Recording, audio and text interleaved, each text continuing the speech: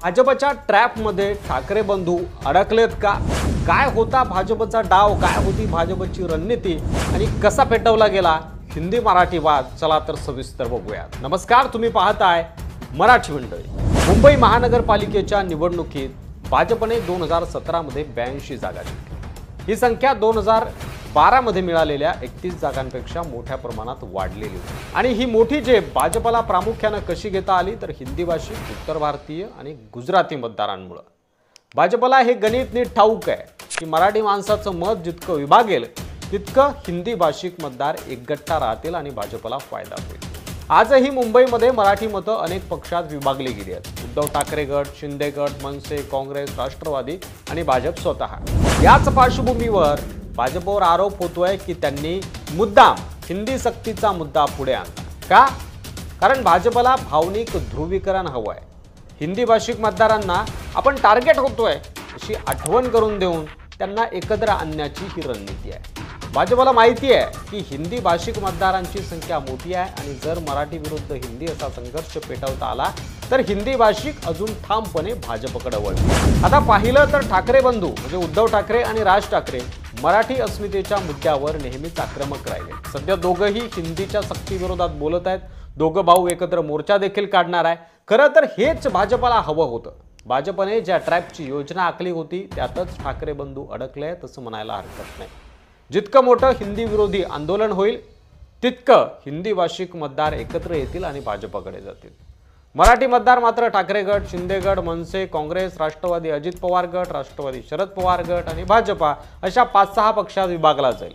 आणि भाजपला हवं तेच आहे, मराठी मतं विभागलेली ठेवायची आणि हिंदी भाषिक मतदारांना एकत्र करायचं। याच दरम्यान सोशल मीडियावर एक व्हिडिओ व्हायरल होतो ज्यात एक उत्तर भारतीय नेता म्हणतो की मुंबईत हिंदी भाषिक महापौर येणार। हा व्हिडिओ मुद्दाम व्हायरल केला जातोय का असा प्रश्न उपस्थित होतोय, कारण अशा व्हिडिओमुळे मराठी माणूस चिडतो, भावनिक होतो, रस्त्यावर येतो, हिंदी विरोधात अजून आवाज उठवतो आणि भाजपला हवं असलेलं ध्रुवीकरण साधता येतं। या घडामोडीचा फायदा भाजपला 2 पद्धतीने मिळतो।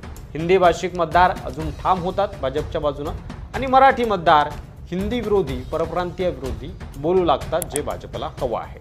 म्हणजे फार काही न करता एक मुद्दा समोर करून द्यायचा, मग बाकी जे काम आहे ते विरोधक आपोआपच करतात आणि त्याचा फायदा भाजपला होतो। मुंबईत भूमिपुत्र आणि परप्रांतीय हा संघर्ष काही नवीन नाहीये। शिवसेनेच्या स्थापनेपासूनच हा मुद्दा ऐरणीवर आहे। पण आता लोकसंख्येचं गणित बदललंय। हिंदी भाषिकांची लोकसंख्या वाढली आहे, मराठी टक्का आधीच घटलाय आणि भाजपला हे समजतंय की जर हा वाद चिघळला तर हिंदी भाषिक मतदार एकत्र राहतील आणि मराठी मतदार आपसात वाटले जातील। हा वाद केवळ राजकीय लाभासाठी पुन्हा पुन्हा उकरला जातोय असं देखील अनेकांचं म्हणणं आहे। हिंदी भाषिक महापौर होणं चुकीचं नाही, लोकशाहीत बहुसंख्येच्या जोरावर कुणीही होऊ शकतो, पण प्रश्न असा आहे की सत्तेचा वापर कसा केला जातो। जर मुंबईत महापौर हिंदी भाषिक झाला तर मराठी लोकांना दुय्यम वागणूक मिळू शकते ही भीती मराठी माणसात आहे। सरकारी नोकऱ्या, झोपडपट्टी पुनर्वसन योजना, विकास प्रकल्प, ठेके या सगळीकडे हिंदी भाषिकांचा राजकीय प्रभाव वाढू शकतो। परिणामी मराठी टक्का जो आधीच कमी झाला आहे तो आणखी कमी करण्याचं आणि मराठी लोकांना अप्रत्यक्षपणे हद्दपार करण्याचं धोरण पुढे येऊ शकतं। सगळं बघितल्यावर भाजपची रणनीती स्पष्ट दिसते।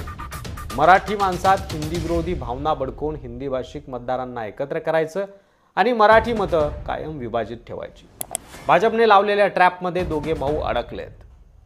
मग आता तुम्ही म्हणाल आंदोलन करायचं नाही का, विरोध करायचं नाही का, गप्प बसायचं का, तर हिंदी सक्ती स्वीकारायची का? तर मुळीच नाही।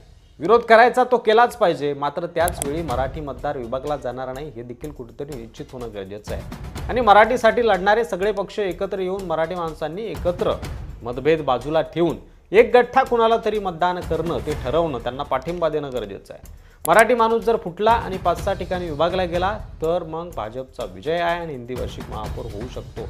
हे फक्त निवडणूक जिंकण्यासाठीच नाहीये जे काय रणनीती किंवा षडयंत्र आखलं जात आहे, तर पुढच्या काही दशकांसाठी मुंबईचं राजकारण आणि समाजकारण बदलण्याची ही मोठी राजकीय खेळी खेळली जाते एवढं लक्षात ठेवा। या सगळ्या पार्श्वभूमीवर आपण एक प्रश्न विचारायला हवा स्वतःला की ही केवळ निवडणूक नाहीये तर ही मराठी अस्मितेची लढाई आहे। भावना महत्त्वाच्या आहेत, पण त्या भावना कोण आणि का पेटवतंय हे ओळखणं त्याहून महत्त्वाचं आहे। त्यामुळे मंडळी, याबद्दल तुमचं मत काय आहे? खरंच भाजपने हा सापळा लावलाय का? ठाकरे बंधू त्यात अडकलेत का? यावर तुमचं मत कमेंट बॉक्समध्ये लिहायला विसरू नका. मराठी मंडळीवर नवीन असाल तर अशाच विश्लेषणांसाठी चॅनलला सबस्क्राईब करा, व्हिडिओ शेअर करायला विसरू नका. धन्यवाद.